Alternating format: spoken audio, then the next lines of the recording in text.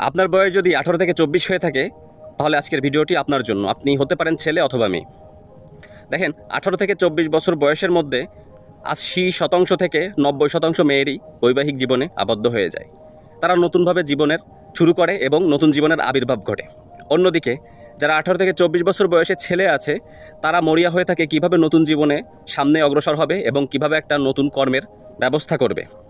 এই নতুন কর্মের ব্যবস্থা করতে গেলে শুনতে যতটা সহজ, কিন্তু এই নতুন কর্মের মধ্যে ঢুকতে গেলে কতটা কাঠখড় পোড়াতে হয় একটা ছেলেই জানে। একটা মেয়ে এবং একটা ছেলের মধ্যে পার্থক্য এইখানেই।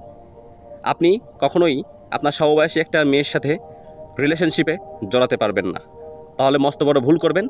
99% একই বয়সী ছেলে এবং মেয়ের সম্পর্ক শুধুমাত্র নষ্ট হয়ে যায় কারণ একটা 18 থেকে 24 বছরের ছেলে যখন নিজেকে এস্টাবলিশ করার জন্য কর্মের খোঁজে মরিয়া হয়ে ঘুরতে থাকে, তখন একটা